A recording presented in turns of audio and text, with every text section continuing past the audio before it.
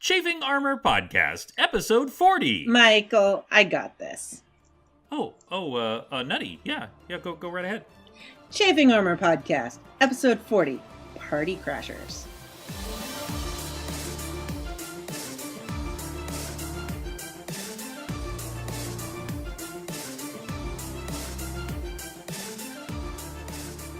Welcome back to the Chafing Armor Podcast. I'm your host, and with us today is a special guest I can't wait to introduce you to.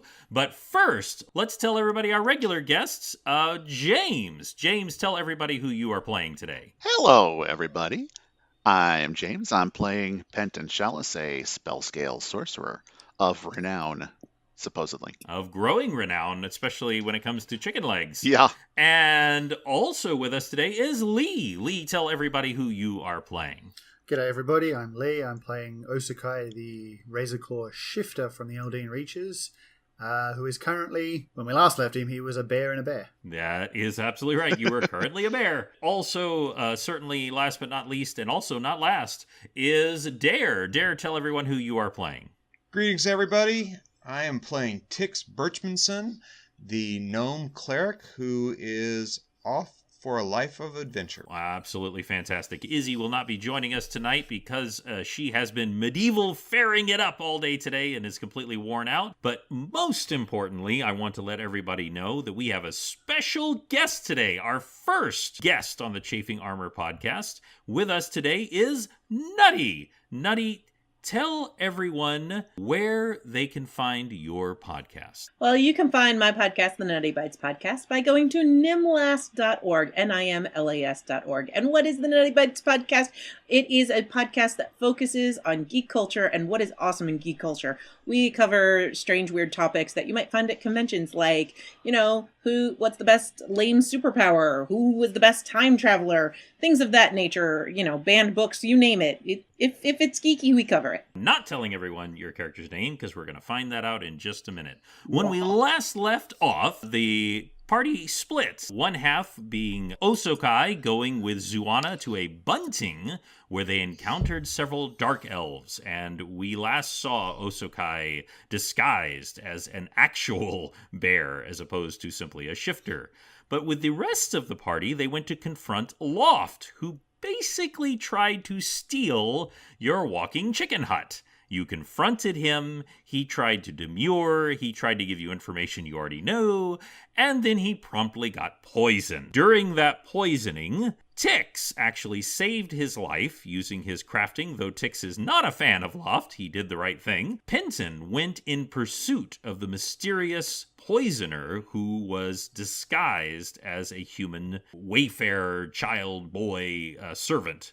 And when knocking them to the ground, they turned around and you found that they were a drow, but also with glittering scales, not unlike your own. And real quick, we're going to cut to Tix. Tix, you see Morezi.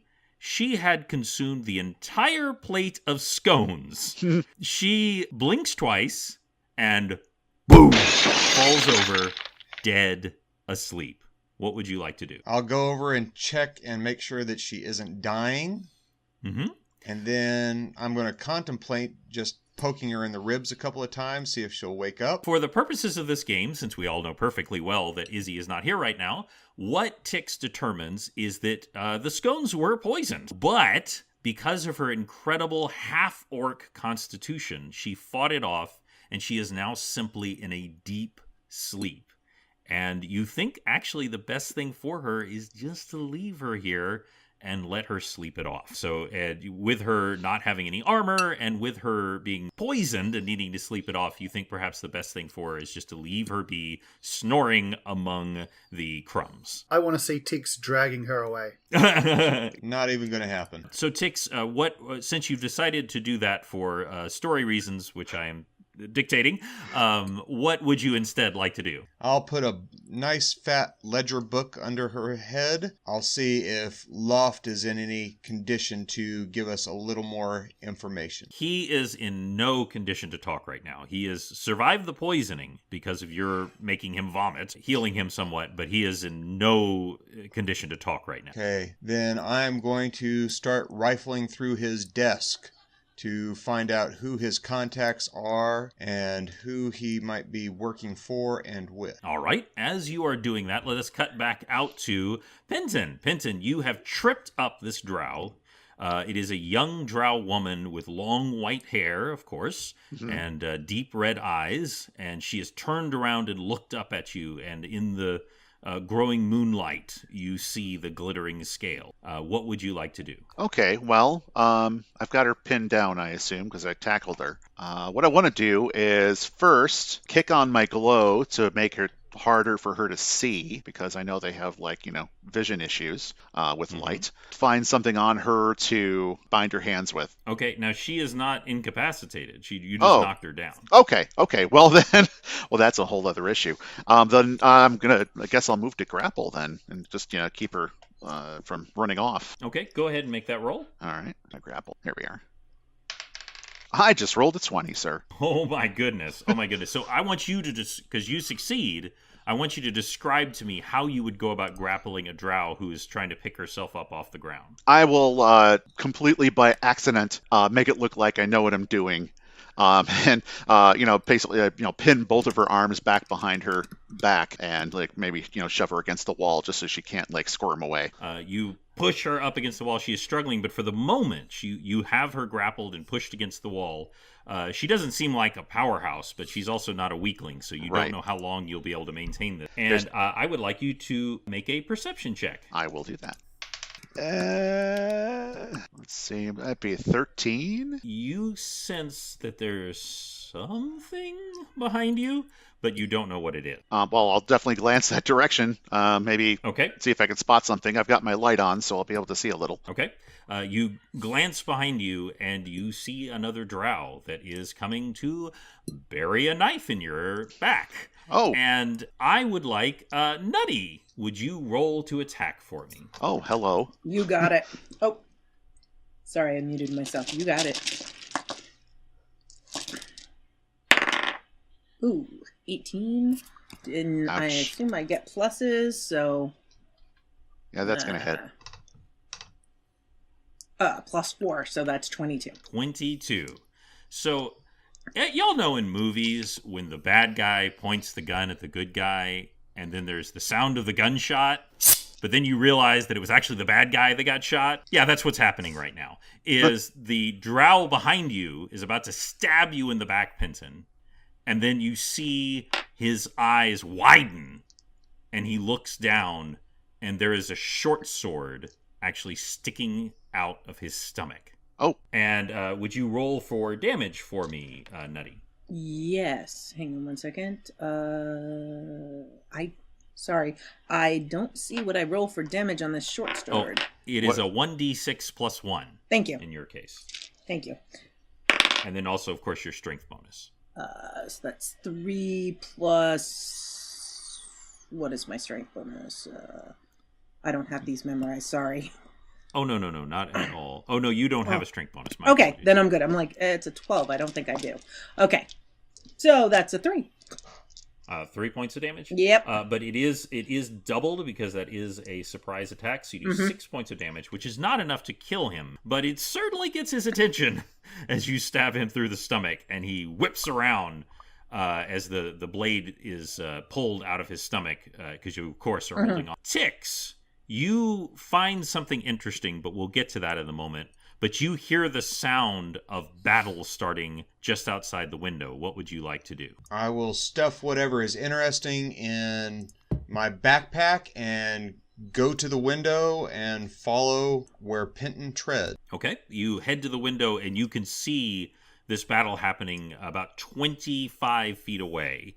It is in an alleyway. It's dark. There's moonlight.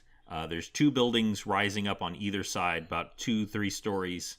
and there is a drow pinned up against the wall. There is Penton pinning the female drow against the wall. There is a male drow about to stab Penton, and then there is a woman, a human female, who is in brown, plain-looking leather armor, and she has just stabbed the male drow. And I need everyone to roll for initiative. And I do mean everyone to roll for initiative. And what did you get, Penton? 10. 10? And Tix? 10. Tix got a 13. And Nutty? That would be a 13. A 13 as well. And I believe you have quite a dexterity bonus. Yeah. It's a +4. Yes.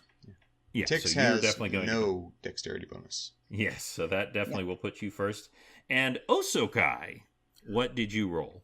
Also a 13. Oh my goodness. Wow. So I believe that puts you behind Nutty, but ahead of Tix, correct? I don't know. Yes. All right, well, she Yes, has a it does. +4. Yeah, so yes. I don't think you have a +4. I have a +3. So that actually... Okay. So we start with you, Nutty. Mm-hmm. You have just stabbed the male drow. You have been following Loft for several days, Yes. and you've been looking for this information. And then these kind of guys came and just messed everything up, and then it appears that these drow have tried to assassinate him. You were following them out, and you noticed that they were, about to kill this scaly boy here who was following them, and you decided to intervene. So what would you like to do now? You can surrender now, or let me have fun with you, I say to the drow. Okay.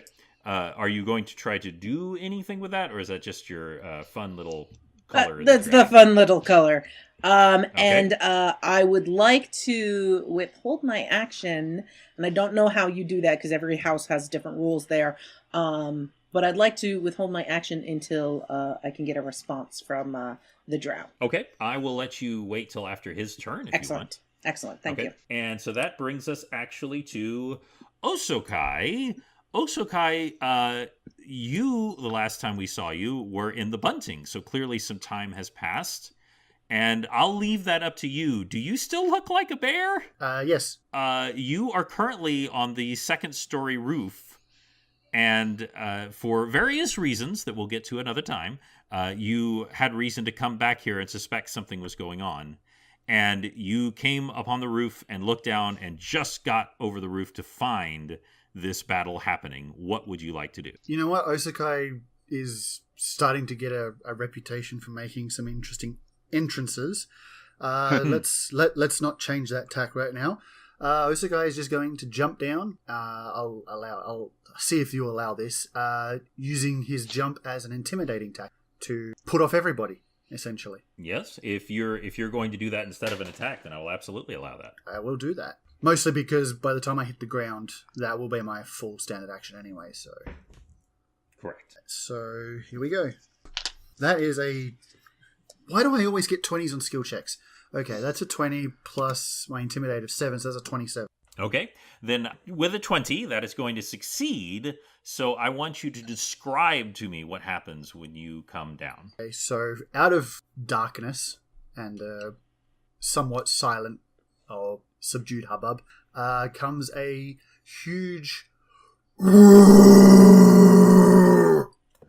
as a 7-foot tall brown bear falls from the sky and lands about 5 feet away from everybody. Because of your natural 20, and because of your willingness to give up your turn, and because that was really cool, both of them will lose their turn this turn. So, unfortunately, Nutty, that means that you don't lose your turn, because I don't quite do them that way, but you will not get a response, because his mouth simply slacks open, and he's just like, ah. I would like to note that Tix and Penton, you don't know this is Osokai. Right. It's a bear. It's a big bear. little bear. Is it larger than an average bear, or does it look average bear sized? It's actually average bear size, For or maybe a- even a little smaller. For a because brown or a black? Let's hear. Is it a brown or a black? I said brown. In the moonlight, it looks black, but it's actually dark brown. So but like classification wise, it's a brown bear, not a black bear. Okay. Yes. Cool. It is smarter than the average bear, though. So You beat me to it, James. You beat me to it. I was about to say that myself. And it likes Yes, making grand old entrances, so it is a silly old bear. Oh, silly old bear. Okay, so they do both lose their turn, so that actually takes it to Tix. Tix, you are 25 feet away, looking through the window, and you see this scene, and you see the boom, and both of the drow just stand dumbfounded, but you have not lost your... I would like to do an intelligence check to see if I can figure out that this is Tix's favorite punching bag. Okay, go ahead and roll for that. And that is a whole 5, and so nope. It's just a bear. That's a bear. It's definitely It's a a bear. There's in no way or shape or form Osokai. Okay, so Definitely a I bear. will scramble out the window and down the side of the building and try and land with myself and cast... just so you know, you're on the ground floor. Oh, okay. Yeah, he was on the roof, but you're on the ground floor. of this Okay, window. I'll scramble out the window and place myself between Pitton's back and everybody else and cast Shield of Faith. Y'all see this boom glow as this in semi-transparent shield created by pure will and magic and the will of Garl Glittergold just forms before you. And that will actually bring it to Benton. all right. Well, I'm going to continue that action real quick of trying to tie up the dark elf that I'm holding on to. If I can find something to tie her up with. You're going to attempt to tie her? Honestly, you know what I'll do? I'll just use my own belt, and whatever happens to my outfit, who cares? So Okay. I'll just slip off my own. If you're willing to ask, I think Tix has 3 foot of rope. I'm just saying. Oh, you're right. And his back is to me. Oh, I would love to use that 3 foot of rope. That would be perfect. Okay, it's there on his belt. So do you mind if I? It's hanging off the backpack. Grab it. All right. All right. So we'll grab the rope and make his best effort to tie up. I would like you to also, while you're doing that, if you would make an Arcana check for me. I will do this. 12. 12? Okay. You do not get anything from this, as in knowledge or insight. But when you deftly grab the rope that's just kind of tied onto one of the loops on his backpack, you feel a sudden and strange, pulse of power coming from that area. It doesn't disturb you. It doesn't. The rope is magic. The rope is magic. And it might be the rope. It might very well be the rope as well. But you just suddenly get this pulse of magic, and I just want you to know that happens. But it doesn't strike you like, oh, this is dark and horrible. Okay. But it happens. Just FYI. Okay. But with a 12, that's all you get. And all right. So go ahead and make that roll. 2. Tire. Ooh. So you're trying to get it, but it just kind of hooks just a little bit, and maybe it's No, I didn't know. magic. Not trying to what? Was what I was asking. That wasn't my number. Oh, I'm sorry. I thought you were trying. You need to roll to try and tie her up. Oh, okay. Yeah, I'll do that. Would that just be a straight dex roll or? Use Yeah, rope. If you have used rope, then that absolutely would be applicable. Otherwise, just add your dexterity. Is that a thing? Use? Oh, it is a use thing. Okay, yeah, it's just my dex bonus. An 18. 18 total. You succeed, and what you do is you kind of do like a figure 8, and then you really quickly loop in the middle and just yank, and so her 2 wrists just whap together. Now she is still holding a long knife in one hand. You haven't made her let go of it, but she can't really use it effectively right now. She is restrained at this moment. Could I take the extra second to just knock that out of her hand? It would actually be an extra attack. So all right. Well, we'll just save it. We'll hold on to it for that. Right. For a moment. But if she was able to do an attack right now, she would be at an incredible disadvantage. Yeah. And that is actually the end of the turn. So that actually brings us to your held turn, Nutty. Okay. And so what would you like to do? Giant bear just leapt down, and the drow's mouth hangs open. and he had no response to you because he was distracted. I think I want to take advantage of this. Is there a way that if I've got some rope, I can kind of slip it around his wrists and tie them together? You can certainly try. You have been inspired by this rope work that the gentleman in the robe has just done, and you absolutely have rope. I do. Quite a bit of rope. And Yes. I'm assuming that'd be a dex check, yeah? It most certainly would. I don't think you have use rope as a skill. Use no, rope. no. Use But rope is a skill you can use untrained anyway. So Yes. So your dex bonus will apply. Yeah, so that would be a 22 with my bonus. Ooh, gotcha. Well. So describe to me how you tie up this gentleman. So he's drooling and stammering at the sight of the bear, and I'm taken aback as well. But I realize that the bear is not charging just yet. So I deftly take one hand and pull out rope, and the other hand that had the short sword sheaths it. And while the drow is just off, staring, confused, I quickly tie a figure 8 of the rope around his wrists to secure them behind his back very softly, without gripping or grasping, just kind of caressing him into this, and then I'm holding the rope that's in between his wrists. So he's kind of cuff-linked. Cuff-linked? That's not it. Handcuffed. That's the word. And I say nothing. In just the strangest way, in you have all of you have all been in combats innumerable times, and so often it ends with several people lying dead on the floor. And to really everyone's surprise, you find that this combat abruptly ends with both of the assailants still alive, one of them having been stabbed through the stomach, to be clear, with rope tying them up by the hands. Now, you all know that does not mean that they are now helpless. No. But for the moment, they are both restrained. Would anyone like to do anything? No, I'm good. Tix will watch the bear and see if he can figure out who is controlling it and where it came from. Yeah, 'cause that's not normal bear behavior. Yes. To the bear, what are you going to do? Osakai has forgotten he's a bear.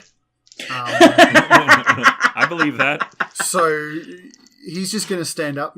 He's already standing up. He's just going to lift a hand and wave and say, "What is everybody looking at me like that for?" And by the way, everyone, this whatever this illusion is on him is entirely cosmetic. So he sounds just like Osakai. He straightens up a little bit. The bear paw waves and what's going on, everybody? Is what you hear coming out, and you of course, both of you immediately recognize it as Osakai. I walk up and punch him in the knee. Don't scare me like that.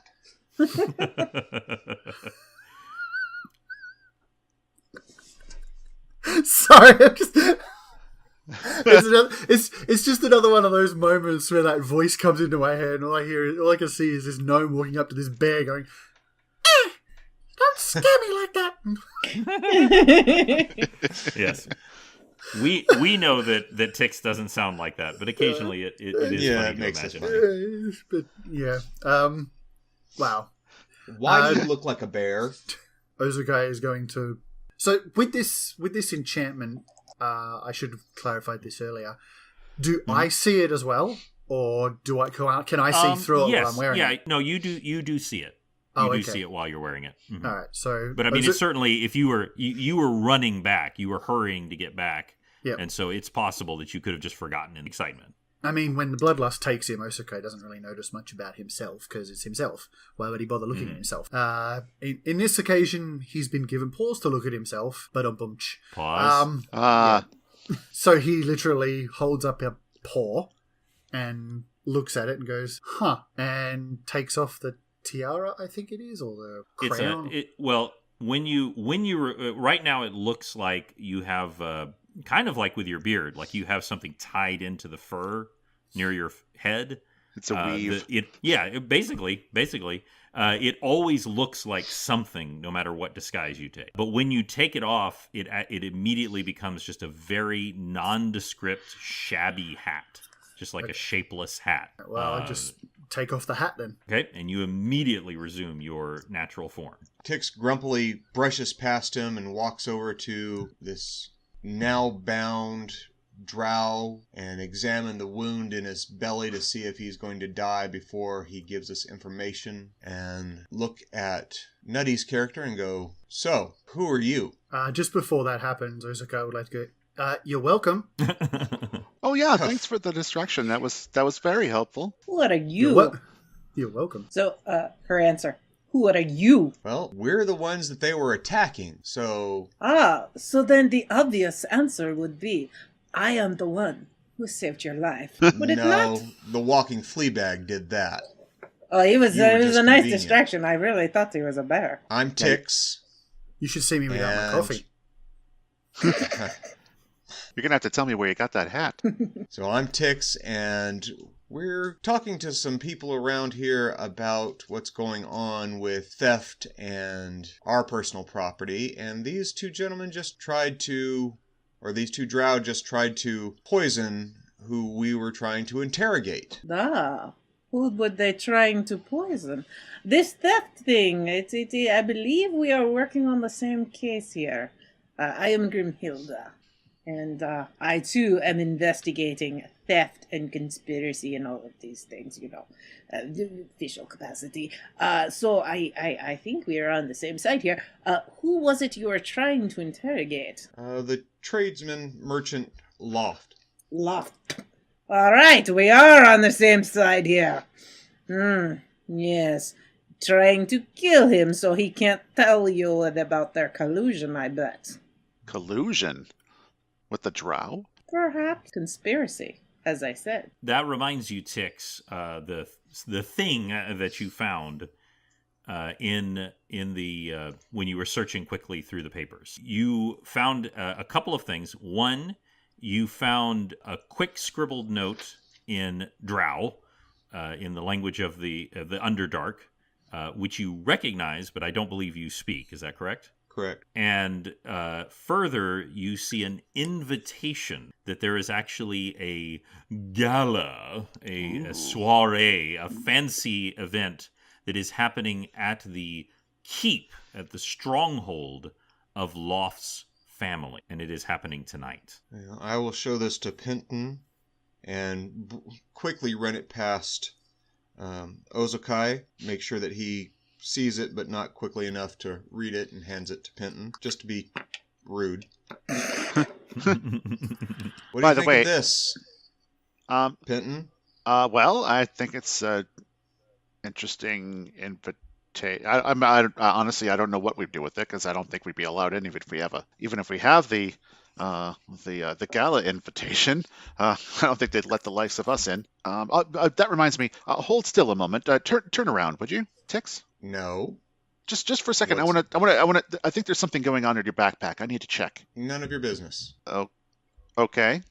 Are you hiding something in there? Is it a present? None of your business means none of your business. Okay. Just trying to, look out for you. That's all. I'm sure I deeply, deeply appreciate your oversight. Wow, that was really heartfelt. But all right, hands off. Grimhilda, you have actually already searched the office of Loft earlier, and you know that the evidence that you want is not there, and so you're thinking that what your employer is looking for might be elsewhere. Right. But they haven't shown me this no, invitation they have thing not. yet. Okay. While I'm over there with Penton, Tix will start searching. Is it a female drow that he has tied up? Yes. Start searching the female drow for anything on her that is quick question. The drow that I've got tied up, is that male or female? Male. Oh, I see. He searches the female first. He tells me something about this one. He keeps his armor on. That's all you need to know. You go ahead and give me a perception check. Okay. Or perception would be correct for this. And that is a natural 1. You have determined that it is in fact a female. In the most inappropriate of ways. Yes. Yes. This is a very uncomfortable moment that I You will know, not get into. usually you buy a girl dinner before you get there. Just saying. Not that dinner gets you there, but usually that's the nice thing to do. A very flustered and embarrassed Tix goes, "Fine, let's switch." Oh, And Osakai chuckles and says, he ambles on over to the male drow, and is there somebody, because Tix is the gnome, right? Yes. Yes. Is there somebody larger nearby? Osokai is huge. Bear boy, come here. You hold this guy. And then I'll go check the lady there. yes, Bear Boy, go hold the other drow. Shut up, Hansy McHansiton. I was not given a name. What am I supposed to call him? Last thing I saw, he was a bear. He likes bears. Okay. It works for me. So she walks over and starts searching the lady appropriately. Okay. Go ahead and give me a investigation check, and you also have investigator as one of your specialties. Oh, excellent. So what I would let you do is you can actually, in this particular case, you can roll twice, so you have advantage. Ah, like the fifth ed. Awesome. Yes. Oh, that's a much better roll. Okay. And what's the modifier for that? For investigate? Or perception or whatever? Yeah, well, that would be wisdom. Wisdom. Okay, so I've got I only have the base stats here. I've got a 17. That would give me what? Like a plus 3. 3, yeah. Mm-hmm. Okay, so 22. That seems to be a good number for me. Yes. You do a much more thorough job of searching very effectively through the little hidden compartments that she has. This is a fellow sneaky person, and you kind of have her feeling of where she would hide things. And what you particularly find, among other things, among a few vials of poison and things like that, you actually find 2 very small scrolls that had been hidden in little compartments in her armor. One of them is actually a death sentence, is a bounty, and it very briefly describes most of the people in front of you. That these drow have a contract out on the life of these people and a couple of others that are not listed. How much is the bounty? But it is 1,000 gold. Let me clarify: 1,000 gold per person. FYI. And, it also indicates the retrieval of a particular item that one of them has a very specifically described staff. In fact, really about half of the scroll is just very meticulously describing the staff. Nice. She raises an eyebrow, looks over the scroll, and looks at them all. So what does it say? Apparently you're not chumps. Women learning that over time, that we're not complete losers. Yes. Does it say the name? Is it just like the drow, or is there like a clan or something that I would turn this into? Oh, as far as turning in the contract? Yeah. No, it does not say. You assume that whoever gave them the contract, right? So it doesn't say who it is. No, it doesn't have like a signature. So it's not even like something I could take advantage of or anything. Oh, gother. Yeah, no, not as far as you can tell. Okay. And that was the first scroll. Yes. The second scroll is not an invitation like to a gala, but is a notation that it's in somewhat cryptic wording. But what it's basically saying is that there is going to be a meeting between Loft and the Drow tonight at his stronghold. And one thing that because you rolled so well, these 2 scrolls, they are not in the same handwriting. You do not think the same person wrote. That's just good to FYI. Know. Where was the meeting supposed to be again? I'm sorry. It is Loft he is actually his last name is actually Bainwright. Right. Loft is actually his first name.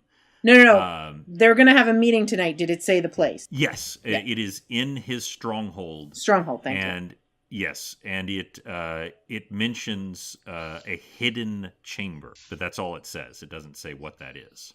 It is obviously it's assuming that people reading it would know what that is. All right. I'd All like right. to turn around the drow, look her in the eye, and I want to try some diplomacy on her and see what happens. Okay. Basically say, listen, we've got you cornered here. Why don't you just tell us who set this up and who's after us? What do you say? You don't have much choice at this point. And that it's a 19. It's a 32. Which on my diplomacy chart would put her in the just short of friendly category, but indifferent is the category that's from hostile to indifferent. You see her face sag slightly, and her body language sag slightly. She glances over at the male who is being held by Osokai at the moment, and she looks back to you, and she says, I do not wish you ill. It is nothing personal. Well, contracts hardly ever are. That is right. You must have been reading over my shoulder there. Well, I mean, they're assassins. There has to be a contract. Oh, there is. Like I said, you're not chumps. Good money. Oh. Anyway, who sent you after us? Or him, I should say, at least. I have been sent by my matron. She has sent me to retrieve that which you possess. At all, you are the key to bringing freedom to my people. Freedom to your people? Yes. Are you being enslaved? It is complicated, but amongst humans, they regard one such as us as beautiful when they see the glittering scales. But to the drow, we are worse than goblins. We are scum, we are killed on sight, and we are the refuse that is sacrificed to Loth. And just so you know, Grimhilda, you catch the distinction that she is speaking of the god Loth. Not the man. Not the man, which I named that just to be purposely confusing. How very George R. R. Martin of you. Exactly. It's Bob and Bob. But we saw an opportunity to finally throw aside Loft from the drow and free our people once and for all. This was our only chance to do so. So you want to free the drow from Loft's influence? That's very interesting. Yes, I want to free the drow, particularly my people, the Jazred Chalusin. She says it with a very particular accent. You almost don't track it. You've never heard that term before. And she says, we have this one chance to become free in the Underdark. And this is the only opportunity that we will ever have when Loft is at her weakest. And that is why we need the staff. She looks imploringly into your eyes. Against Osokai and says, never trust a drow. Trading one bad god for another bad god is not a good deal for anybody, especially those that are opposed to the Dark One. Osokai looks down. Speaking of opposed, the male drow rolls a total of 18 on his strength check to try and break free from you. Oh boy. Osokai, what do you roll? In response to Tix's never trust a god or a drow, Osokai will look down, hip bump Tix and go, never trust a handsy dwarf, gnome. And let us say it is in that moment when you hip bump him that your captive tries to make a break for it. He rolls a total of 18. Okay, so opposed strength check. Contested opposed strength check, yes. He loses. I just rolled an 18 on the die, plus my ability modifier of 4. That's 22. Yep. All right. And so you feel him struggle mightily, and he's not a weakling, but you're Osokai, and you just tighten your grip, and he cannot get loose. But you all notice this struggle because he makes a mighty effort to break free. Hey! How now, bound drow? Come on. Osakai's going to cuff him, as in open hand Across the head. smack. Yeah. Okay.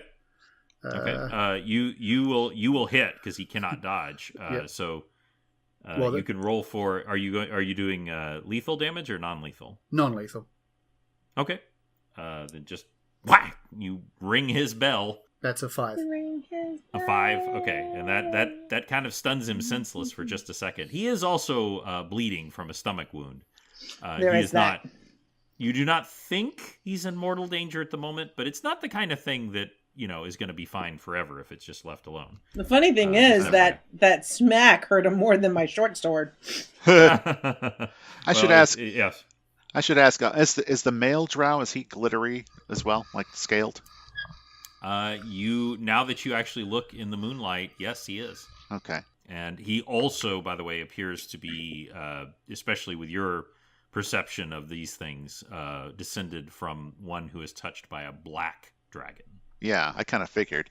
So I'll turn back to the girl again. So you're all have dragon blood in your lineage? Yes, just like you. But instead of walking among these people and them oohing and eyeing over your amazing skin and your beauty, we are spat upon. We are less than. We are most of all sacrificed to the spider god. Oh, that hardly seems fair.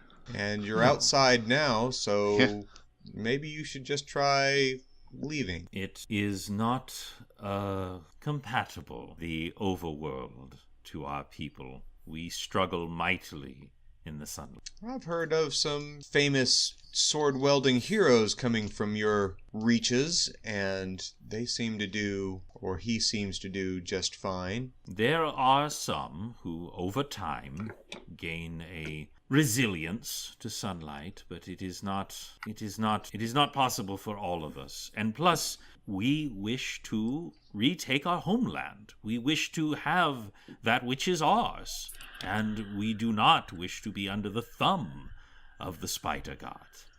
Did Tix just make Drizzt canon to this playthrough? I think he just did.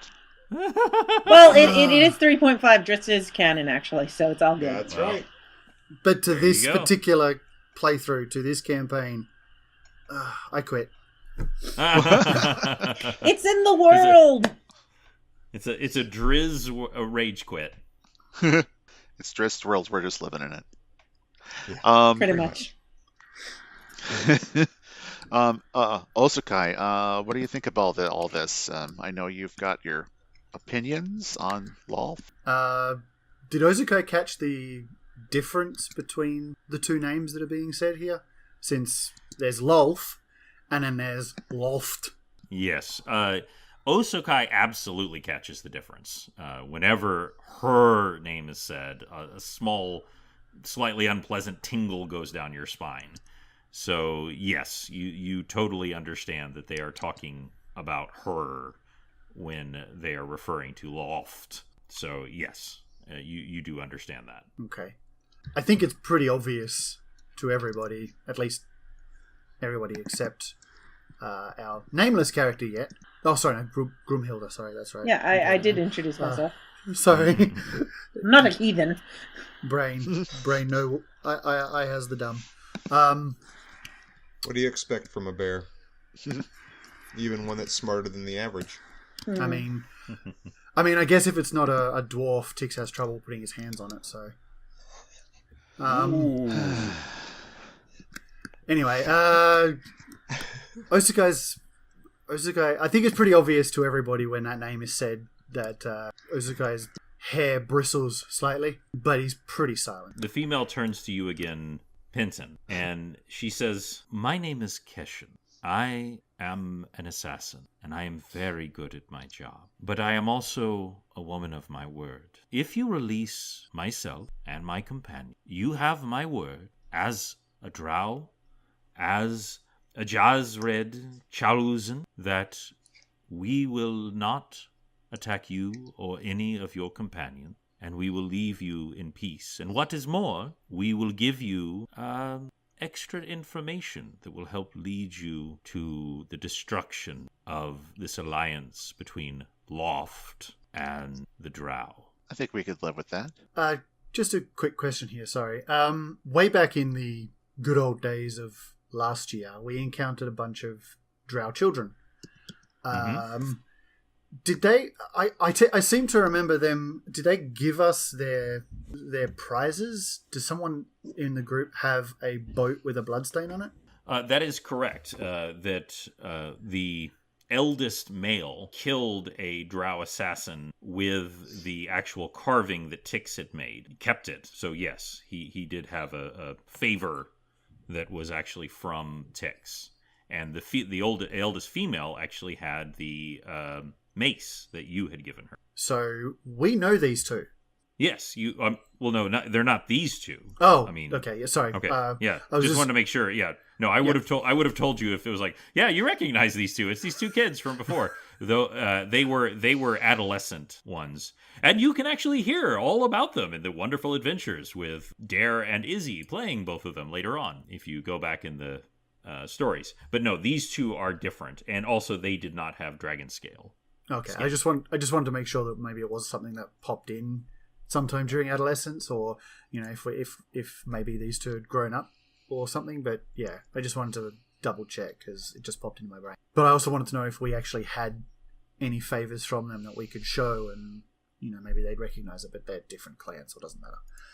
Osukai would like to, we'll say, I mean, we have your word, but you aren't the only drow assassins after us. That is correct, and it is true.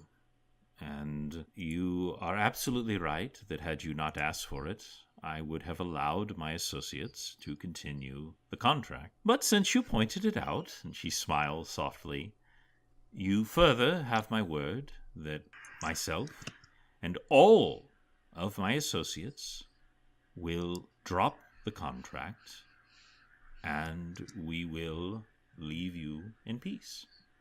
All right. Well, in return, you have at least my word that I will do whatever I can to help your people out. I don't want to see any more sacrifices or, and breaking any power of Loth is a good idea to me. As long as we're not giving the we're not giving them drow the staff to bring in Seth. Definitely not. Seth, Tix is okay with it. One less enemy is always good to have. I have a question. She's addressing the female. Okay, she tilts her head towards you.